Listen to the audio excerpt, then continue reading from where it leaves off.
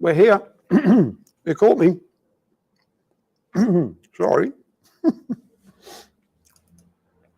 I got a nice little cup of tea and a bit of banana cake. Oh, I see. Hang on a second. And the shed dogs are in the house. And yes, well, see, the shed dogs, as you know, are only here because, I better turn that down, because I got food and they think they're going to get something, and they've already had something. You've had dinner and they get well fed. These two get well fed. They're not spoiled. They're not, yes, they are spoiled, but also they get their treats. And they think that when I'm eating something, you know, they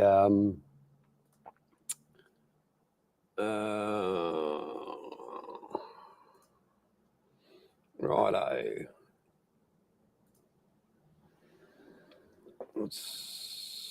We'll just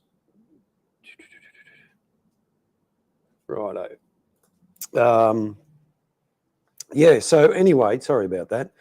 The dogs think they're going to get something because they're hard done by, and a dog thinks that every time it sees food, it's going to be their last meal, and it's not.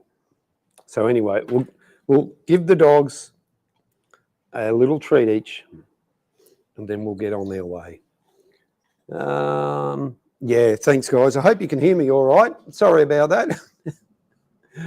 Welcome, everyone. Welcome. Hey, Mum and Dad's over on Facebook. Thanks. We've got...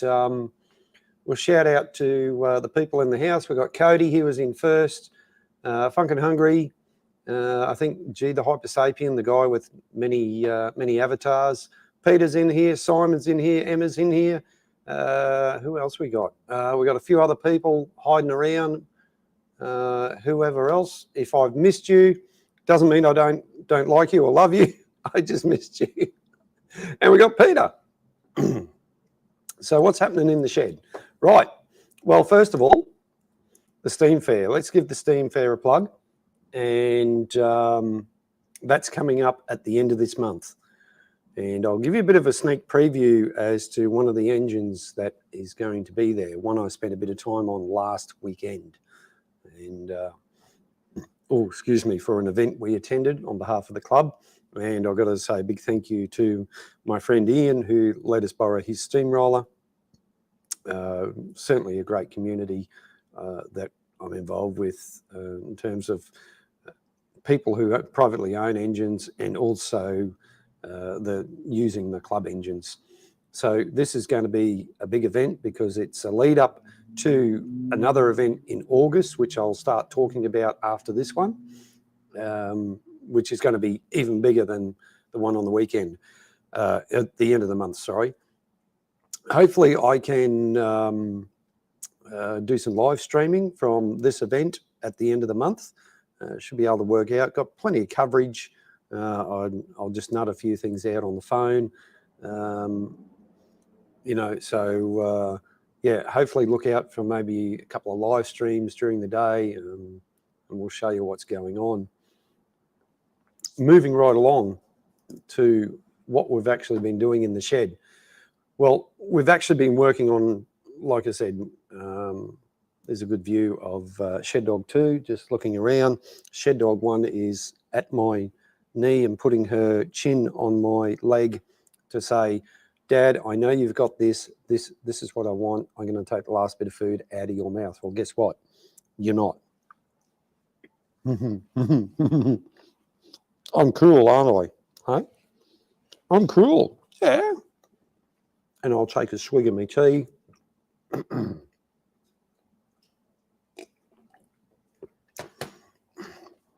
Excuse me. And there they go. See, I got nothing left, so they're going to go. You're deserting me now. And the young one, Shed Dog 2, comes back thinking, hello, he's got something else. He's going to give it to me. We'll just give you a pat. I've got nothing else for you. No, your eyes are bigger than your stomach, so see you later.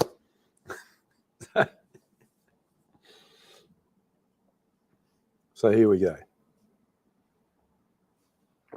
Right, cup of tea's down and down. Oh, Emma, I forgot to say hello to Emma. Hello, Shed Dog One. Because Emma's in the house. Yes, Peter, the fair-weathered friends. Hey, yeah, Dogface. No banana cake for them. Only bits of biscuit. So maybe I'll just call this the doggy show, the dog shed show, or something like that. It'd be more entertaining than me talking about my steamroller. Certainly more interactive, that's for sure. All right, no, fair enough. Fair enough. So for those of you who don't know, I'm restoring a steamroller. Most of you do know. A 1926 Fowler steamroller. Here it is. There it is on screen. That's it when we brought it home. And that was just over 7 years ago now. And we've been in the process of restoring this to working order. I'm still working on it. We are still working on it. My wife and I, my wife comes down and helps me from time to time. I've had other family members help out. I've also had other people help out, which has been absolutely fantastic. People like Emma. Emma's doing some fantastic work on her steamroller. She owns one, and I should get a photo of her steamroller up here on screen and show everyone. So I've really had help from club members. It's been an interesting journey, to say the least. It's been a big learning curve, and I've certainly made contact with people around the world, and I'm really surprised at how much information I've been able to find on this particular engine, and also just the amount of information I've been able to find too. It's been really, really amazing. It's surprising what's out there when you really, and I'm not digging hard to find out information. There is some information that I can't find, and that's what they called a build sheet, or the erecting shop details. When a machine like this was built, even though these were on a production line, so this is basically a production line as such, but these were not mass produced. There were a lot of them built over the years. John Fowler and company have been going for a very long time, and but they weren't mass produced like, say, the Ford Model T or something like that. And there was a lot of bespoke engineering went into these. Mind you, Fowlers did standardise on a lot of things with their things like which I'll show you in a second, like the various parts of the steamroller. And I'll bring that up now. Screen window. Nope, not that. Nope. Oh, where is it? Here we go. I should have been better prepared. Here we go, like this marvelous device here. And as soon as I share it, you'll see what I'm talking about. G'day, Joanne. Thanks for being here. Thanks for taking the time. Joanne, you're up early. So this here is one of the parts that is actually missing from the steamroller. This is a one-way valve, or as you can see here, it's stated as a boiler clack valve, or boiler clack box. Now this device is so arranged that it stops the pressure and water coming out of the boiler, but it does allow water to go into the boiler, because we need to, as the water boils off, you need to replace that water into the boiler. And this device allows you, excuse me, this is one or two devices that allows you to put water into the boiler and maintain a good water level, a safe water level, I should say. It's quite intricate. And what we need to do is get them made, because the ones off my steamroller are non-existent. They were taken off at some stage when, as I mentioned before, this steamroller was sat in a park for 50 years and a lot of parts went missing. I'm very, hang on a second, and we're just waiting for something to update. I'm very fortunate to have received a lot of missing parts that have come back to the engine. I've talked about those before, but I'll certainly be talking about them again, especially when I'm putting it back on. However, the various parts, where are we? This is, let's find some photos here. It's not, yeah, I'm just waiting for this to update. Right. Sorry about that, folks.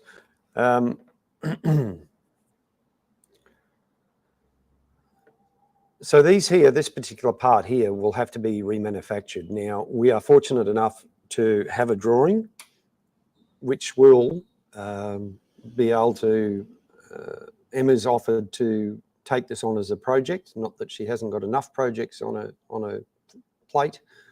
She's volunteered to take this on as a project to help me with getting this engine back on.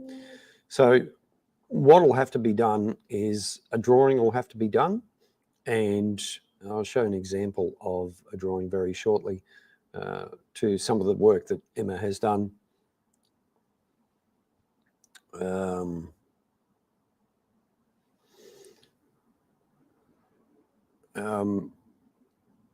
We'll have to do a drawing, and then we'll have to get a pattern made, and then that pattern will have to be used to make a casting. And once the casting is done and successful, then we'll have to get it machined. As you can see, there's various threads in the casting, and then it'll also have to be tested as well to make sure that there's no flaws in the casting or anything like that. So it's quite involved making a piece like this, and these sort of things are not ready, they're not available off the shelf. I could get one made, I could probably get one from the UK, but it's, you know, it's going to be very expensive if I go down that track. So I'm better off getting, you know, making one in-house. And when Emma said that these could be made, you know, in-house, it certainly made my day for the better. Now, I'm still not seeing something. Righto. Just bear with me, folks. Sorry about this. I just need to check on something. I did send a bunch of photos. Why hasn't it come up? Oops, I might have sent it to the wrong person. Oh, no. Righto. All right. Well, I must have sent those photos to the wrong person, so I'll have to follow that up. But what I can show you, let's go here.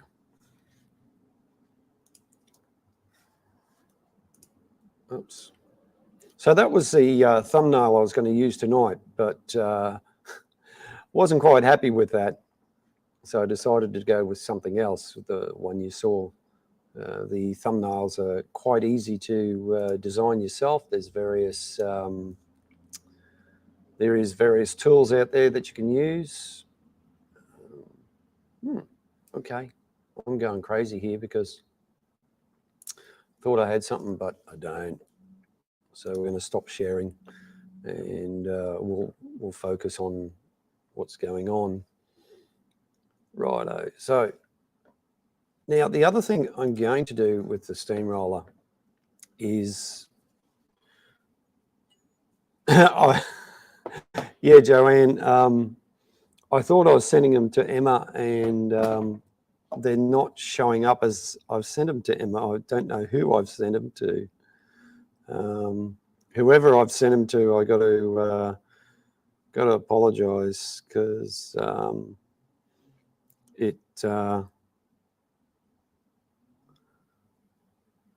it's certainly not what I wanted. But anyway, you get that. You get that. Sometimes you do make mistakes. Anyway, it is what it is. Righto.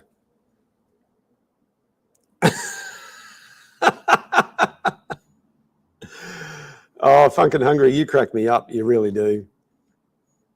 You really do. Righto.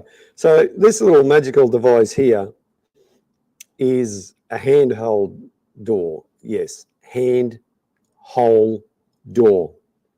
So this actually goes inside the boiler, and this piece here, the thread, sticks out on the outside, and there's like a U-bolt or a clamp that goes on the outside with a nut, and there's a gasket that goes on here. Now, the gasket that goes on here is usually, in this day and age, it's made of like a composite sort of fibre gasket. They're called, the brand name is Blue Max. You can look that up, Blue Max gaskets. Yeah, Joanne, you're right. No, I won't say it 3 times really fast. There's no way.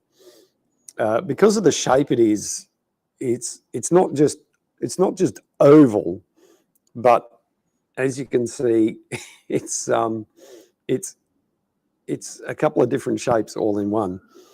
So recently we had to buy some new ones for the steamroller down at Old Petrie Town, and they were quite a bit of money.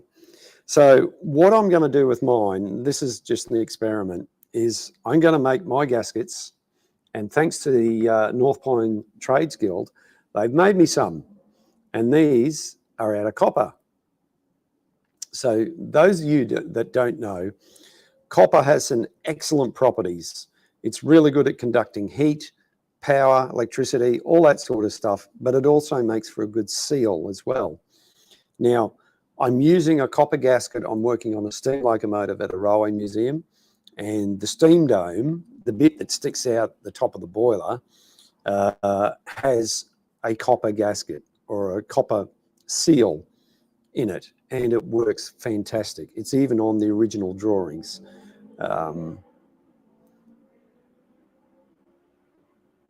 Well, Emma, as I pointed out, Emma's not convinced that this copper gasket is going to work.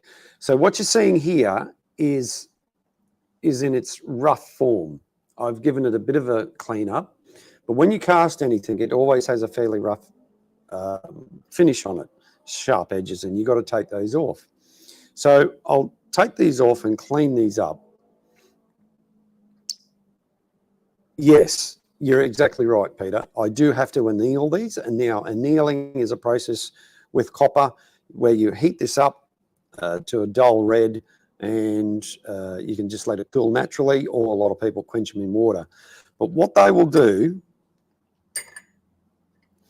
so what it will do now, in this situation currently, and that's not going to fit on, there it is. So currently you can see there's plenty of gaps, and what we're relying on is this face here going against the inside of the boiler sheet to make the seal. Now, once again,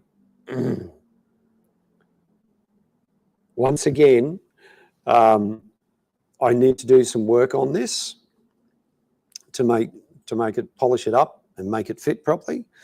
And what will happen is this will, once I take any burrs off and all that sort of stuff, and in fact, I've already started to modify this because this here is a little, this piece here is a little bit wide. So it doesn't quite fit in my boiler. I can get it in, but it won't fit in the recess or the opening. So once I get that all sorted out, this goes on, and this will pull in, right? This will pull in against the boiler, the outer boiler sheet, and seal. Now, if this doesn't work, if I can't get it to work, then I'll go back to the standard boiler gaskets that we all using currently. But once again, if this works, this is reusable time and time again. And if it does fail or it doesn't seal any longer, I can throw it back into the pot down at the Trades Guild and get them to make some new ones. It's that simple. And the North Pine Trades Guild, which Emma is a member of, do some fantastic work. And in fact, if you really want to, yeah, it will go in and out of the door, Emma. Once I'm done, it will. And I'm happy to show you. Even the ones we're using now, the Blue Max ones, we do have to put them on separately. We get the door in there first, then we put the gasket on, and then we put it in place. Well, it will work on the ovaling. If it works on this Fowler, it's going to work on the ovaling. There's no difference. Yeah, you're right, Peter. It's lateral thinking because these are designed to go one way only, right? These go in, they only go in one way. So it's a bit of a test. So once again, like I said, so far, it's cost me nothing. All it's cost me is a bit of time cleaning this up, and I got a bit more to do. And yep, it's great, Emma. You're down to learn, and I'm happy. So, and if this works, I can't see why, you know, we can't get other people to do it. But I know they won't. But anyway, now the other things that my boiler has in certain places is a plug that screws in, and this, for whatever reason, they didn't. Yeah, you're right, Joanne. It does make some cookware. Yep, some good cookware. On various parts of my boiler, there are some plugs that screw in to help keep the water and pressure in. However, for whatever reason, down the bottom of the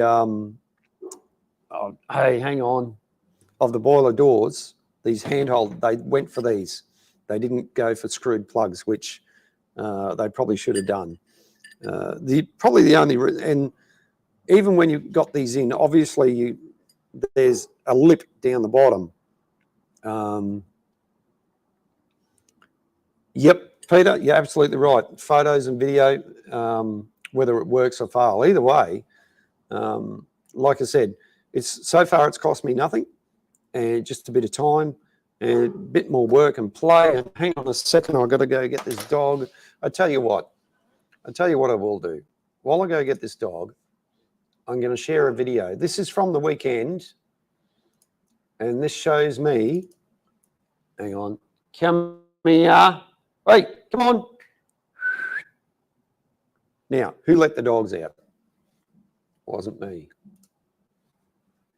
Right, so we're going to share a video of me cleaning the tubes on a steamroller that we used last weekend.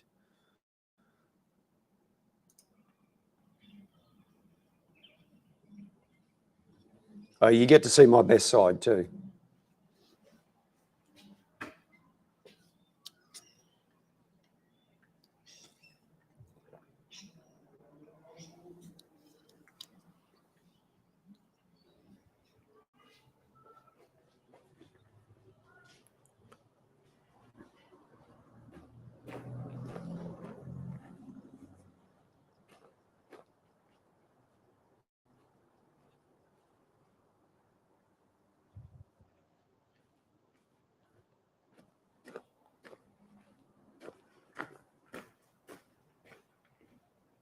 So I've got to thank Mrs. Shed Talk for getting the puppy. Righto. So this is the act of cleaning the tubes.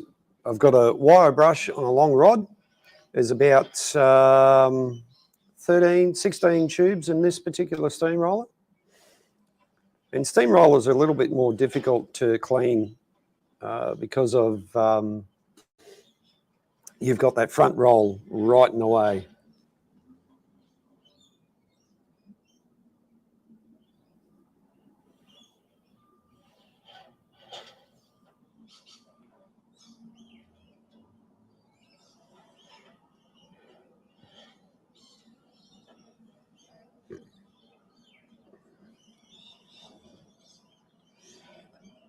And it was a fairly warm morning, as you can see.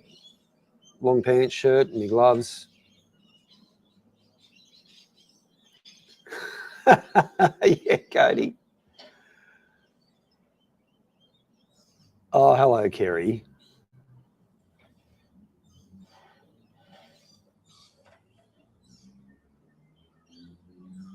Okay, Joanne, good question.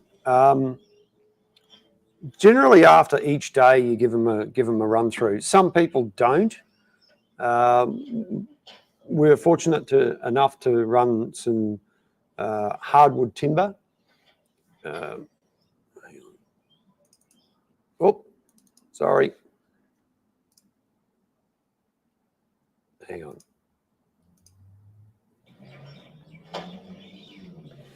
So that hardwood timber we're burning burns pretty well, and the owner does have some coal in the tender, so we're mixing the coal in with the tender just to give it a bit of effect.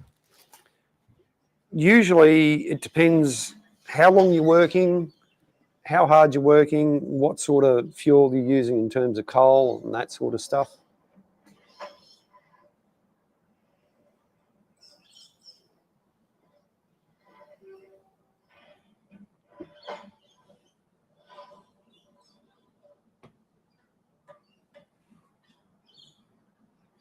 There you go, we're done. So that took me all of about 4 minutes. The actual tube brush itself is probably a little bit undersized. It's probably worn a bit. As you can see, I'm putting it back up in its holder. And then there's a little chain to keep it in place.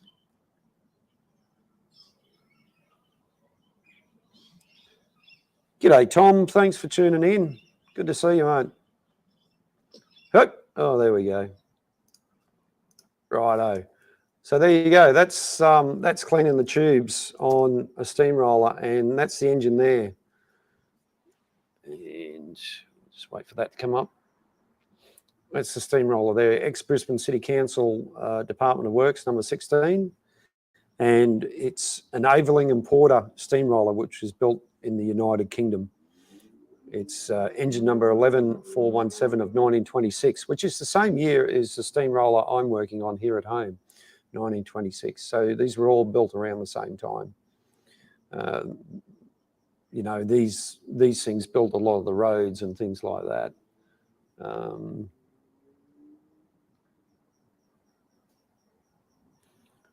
Yeah, exactly right, Peter. Righto, let's get rid of that. We'll stop sharing that.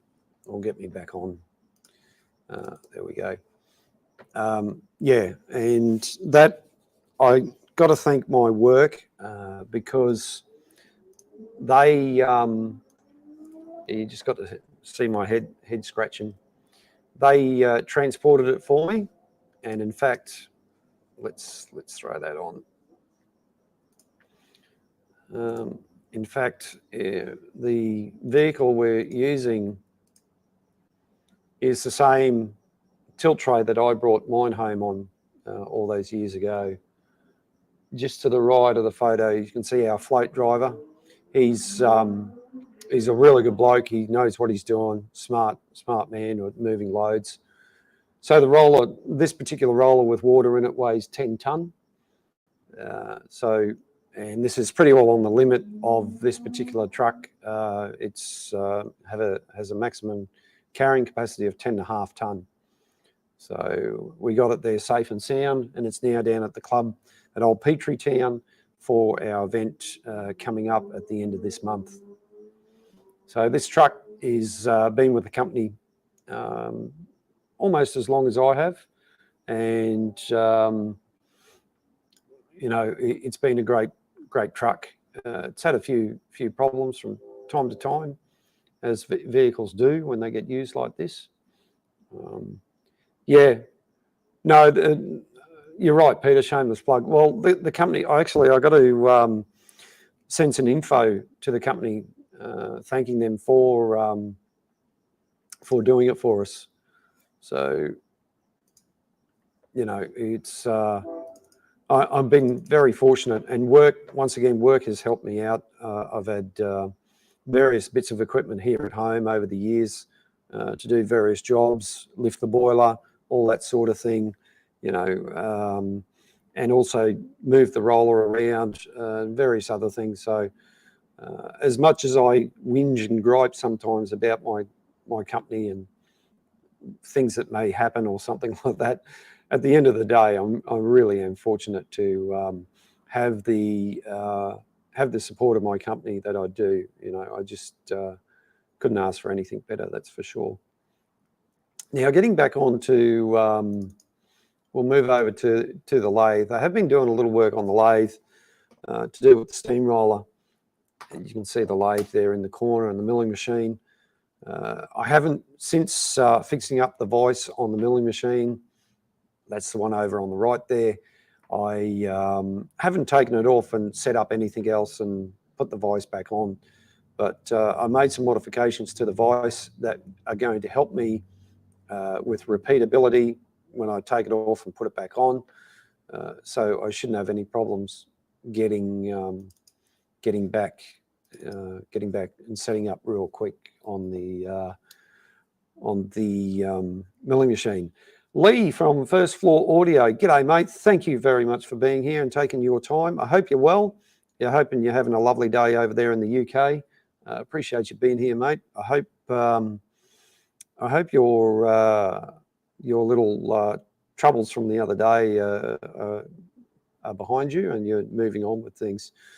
I've been really fortunate with the lathe that I've had to do some parting off, and I've got a couple of different parting tools, and the one I chose to put in the lathe I haven't used in a while, and I end up putting it in and just giving it a try, and I was really, really happy with how accurate we could part off.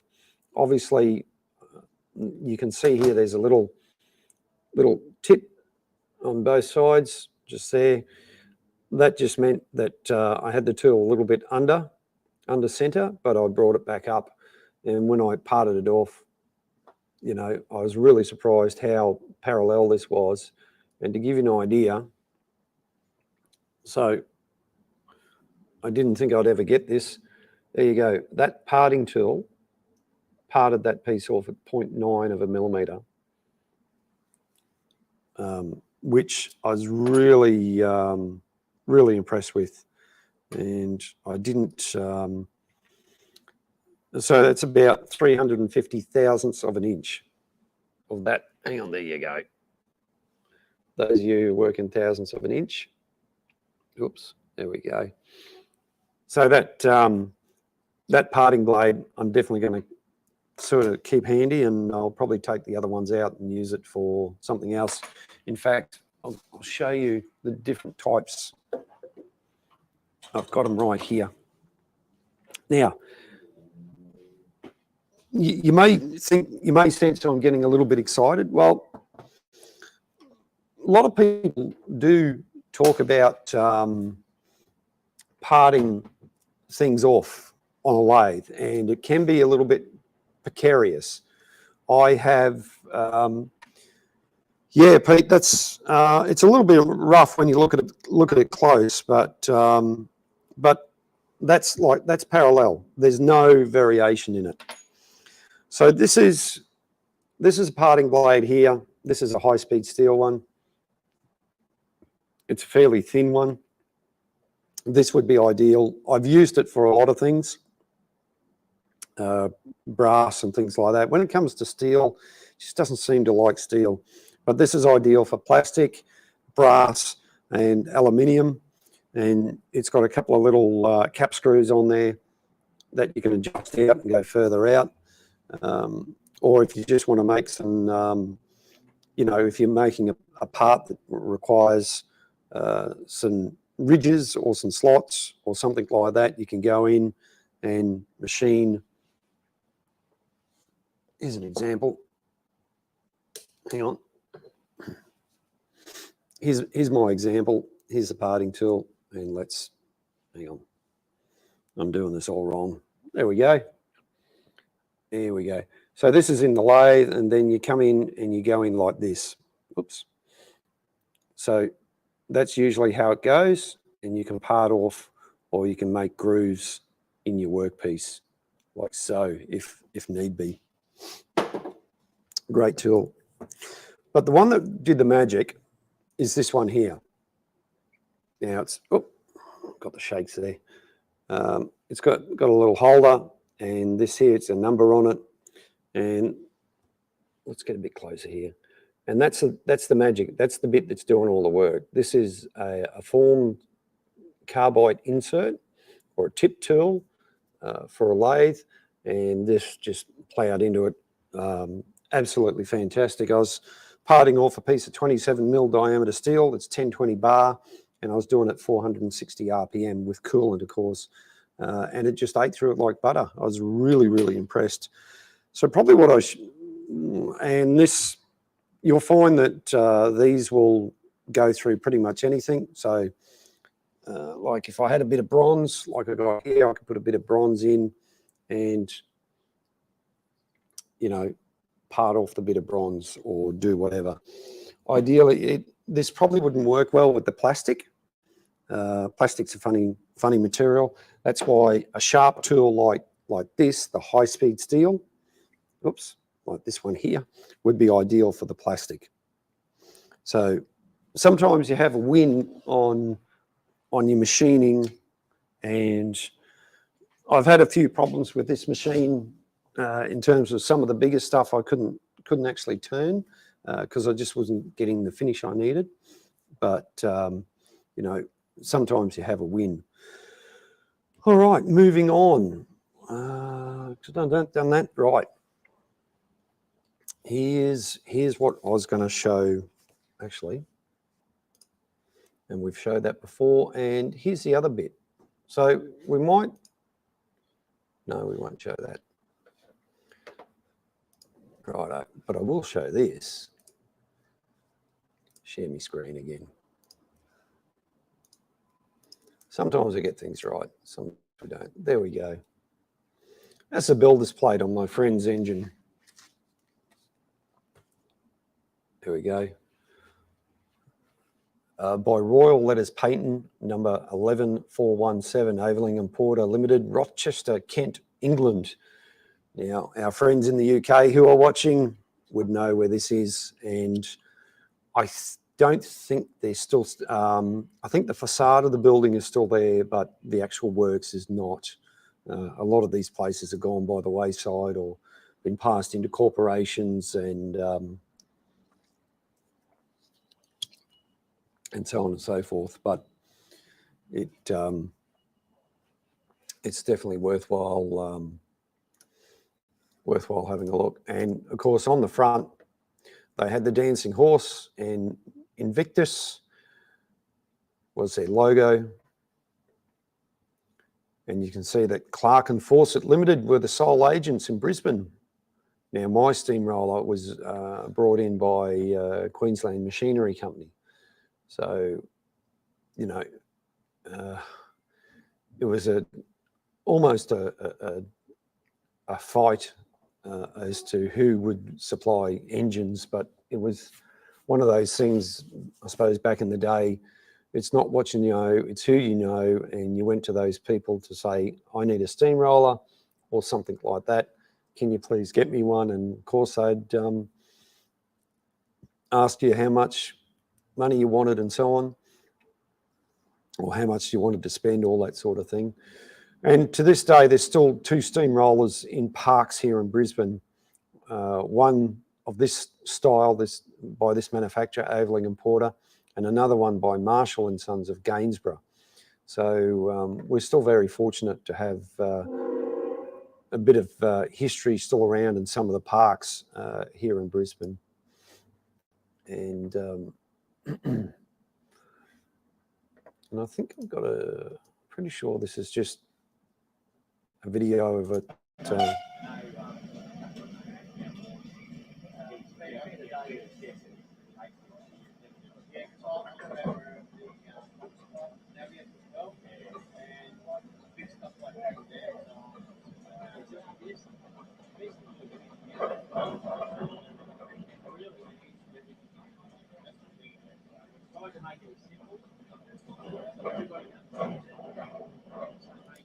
Right, so that was the Saturday was a bit wet, and the lady driving that was visiting from America. As you can see, that's sort of the day before. That's my work truck in the background there. We'd had a fair bit of rain, but we also dropped a bit of water on the ground, but it was still fairly wet. The lady driving that was visiting from America with her husband, and they had some steam equipment back home, and she was really over the moon that, well, we took her for a ride first and gave her a steer, and then we let her have a drive because she's got a miniature traction engine at home. And she was really thrilled at being able to get on and get hands on and didn't mind getting dirty. So it's really great to make international connections with people. And that's one thing I've certainly done here during this project, is make some connections with people in the UK especially that have this type of steamroller. It's been fantastic. So I think that'll do it, guys. I've been going long enough. I've pretty well run out of things to talk about. I was going to show you a couple of things that Emma had done up, but I don't. Actually, I will. I'll just have a drink. I'll see if I can find these things quickly. Where are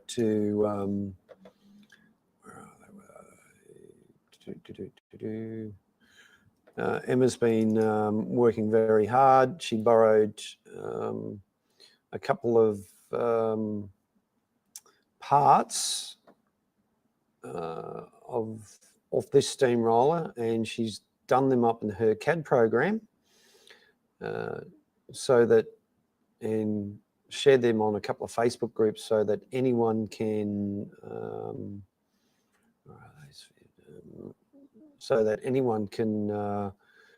use her drawings to make new parts.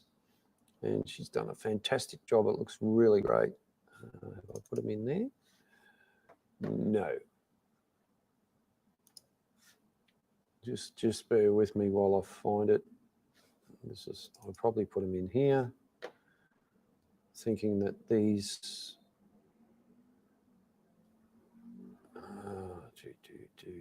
Let me scan through these just quickly because I've got a lot of drawings. Actually, let's bring up this. I think I've sent this to Emma, but if I haven't, I need to. Righto. Yeah, she's done it.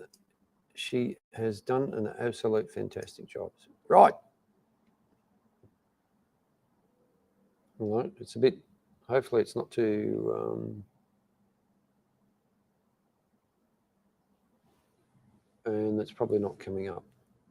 Or is it? No, it's not for some reason. There we go.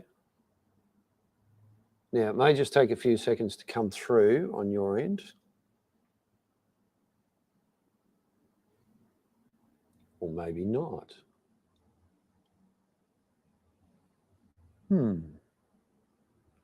This is where I need to be a bit more organized.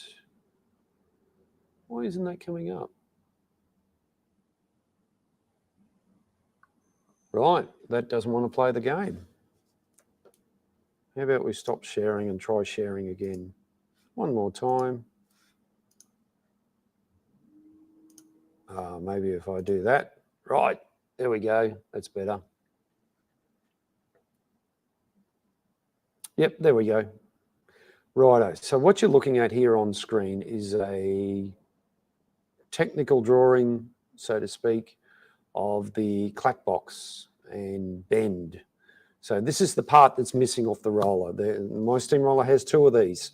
Most steamrollers have two of these. Traction engines have two of these.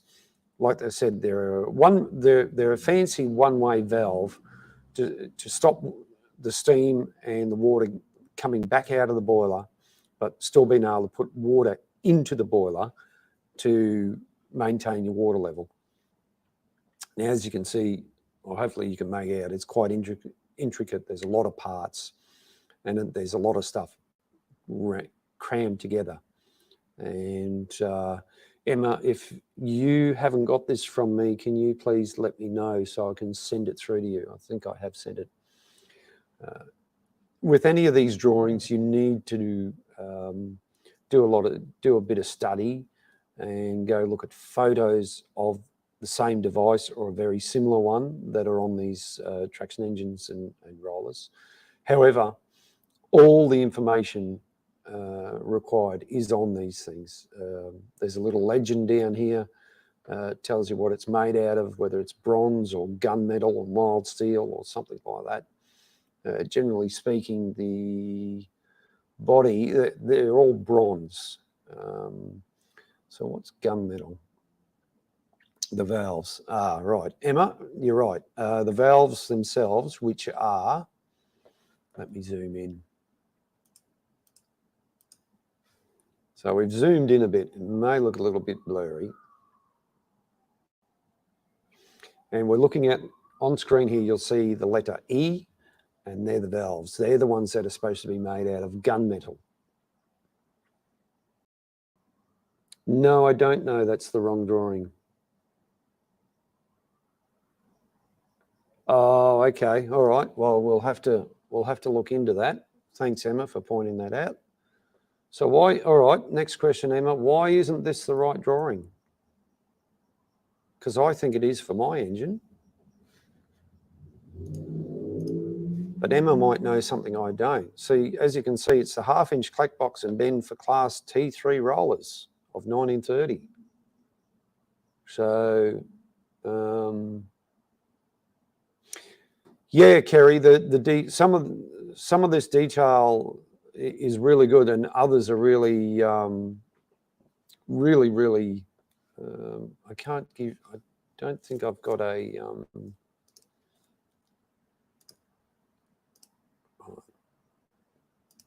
I don't think we've got a. Oops. Oh, actually, let's share that. Righto. Let's share this. Hang on a minute, folks. Right. So on screen here is a steam injector. This is one now. This was made by a company called Penberthy. The actual design of this injector was patented back in the 1870s or something like that, on how it works. And there's a lot of there's a book on these things on how they're not really supposed to work. There's a lot of mathematics. If you're into your mathematics and you want to study how one of these works, then it's absolutely ear bleeding in some respects. It's mind-numbing. Hot water injectors used primarily as boiler feed pumps, but also in numerous other applications for pumping liquids and discharging at high pressure and temperature. So what this thing does is takes steam from the boiler and combines it with water to put water back into the boiler, if you guys can understand that. So what Emma's been working on is this nut here and this hose tail here. She's drawn them up.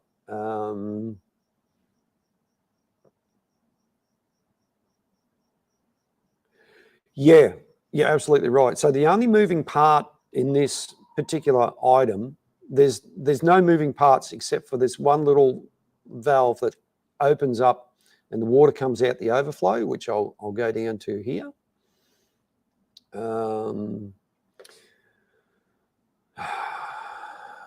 Right.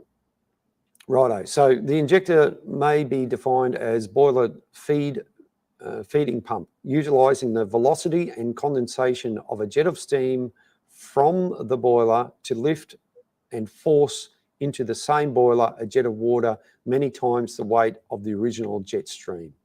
There you go. The injector offers definite advantages over mechanical operated pumps when cold water makeup is used to feed boilers. These things are pretty interesting. The colder the water, the better. And it does go on to explain here that Pemberth injectors feed water into the boiler at a temperature from 130 Fahrenheit to 212 or 55 to 100 degrees C, depending on the steam pressure and temperature of the water supply. By throttling the water supply line, the feed water temperature, by throttling water supply line, feed water temperatures up to 212 degrees Fahrenheit can be obtained under most operating conditions. So there's various different ones. There's, ones that are designed for low pressures and high pressures.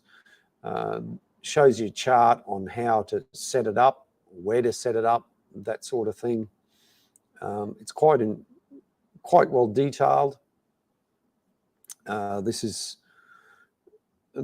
I said, this design is very, very old, and I will zoom in here. Let's make this a bit bigger, and we'll zoom in even more, and we'll explain what's going on. There we go. Hopefully we can see that on screen all right. Righto, that looks pretty good on screen. So, like I said, it only has one moving part, and that's, you probably can't see my, oh yeah, you can just see my, that's this little thing there, that's the overflow. However, once this thing is working, it sounds a bit like a bird that's just sitting there and chirping away. So there's a suction chamber or the steam delivery, there's the water supply. It gets mixed into a combining cone and then gets forced into the boiler. That's a very simplified way of how these things work. Absolutely amazing bit of gear, been around for a long time, usually supplied on steam locomotives, and traction engines. It's just amazing bit of gear. Emma, Peter and Emma, you can argue that out if you want on Discord, whether it's perpetual motion or not. Like I said, there is a book on how these things work, or goes to explain. Anyway, these things come in various sizes. The one I have is a fairly small one. However, depending on the steam pressure, is the amount, it gives the amount of gallons per hour. So the one I've got, for instance, these things can pump up to 440 gallons per hour at 120 psi. Whoops, sorry about that. So pretty efficient little things, and there's a whole heap of other steam tables and things that you can geek out on if you're into that sort of thing. And you, like I said, mine's a fairly small one. As you can see, it goes up to GG. So that's a fairly big sort of monster of an injector, and that can pump out a heap of water. Naturally, you need to have a screen on the end of your pipe so you can filter out any big stuff. It's just, now you can get spare parts for these things. I have tried getting spare parts, but the company or the agent here in Australia is only interested in selling new ones. because they couldn't guarantee that those parts would be the same, even though it is the same. But anyway, so here you go. You've got this section guide here, the BB, it's a 3/4, and pressures, they work from 25 psi up to 140. Higher pressures are 50 to 200. Low pressure is 15 to 100.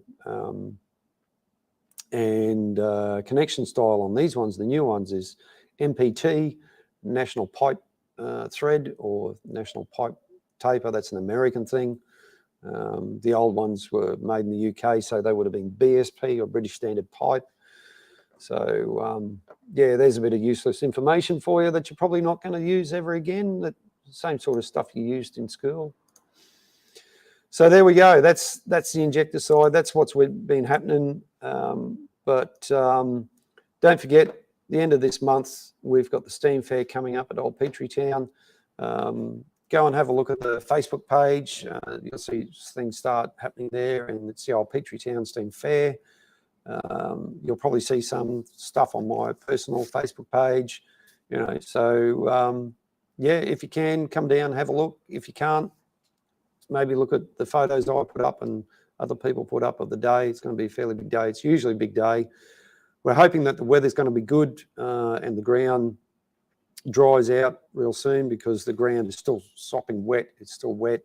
It has affected us at home. That's not at home. Yes, it has affected us here at home, but also affected my work. As you guys know, I work in the earth moving industry, and it certainly played havoc with us. And not just us, there's other people that are affected by the weather as well. So hopefully the weather for the end of the month for the steam rally is going to be fantastic. Nice sunny days like we've been having the last couple of days. It's absolutely been wonderful. So anyway, there we have it, folks. I really appreciate you taking your time to tune in tonight, and just want to thank you very much.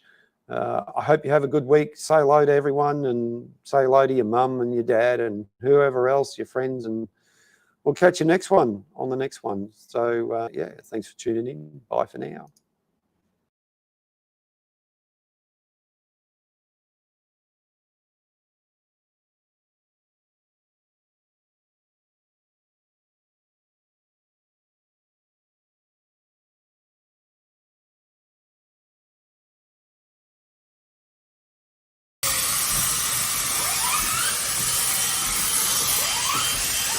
Whistle.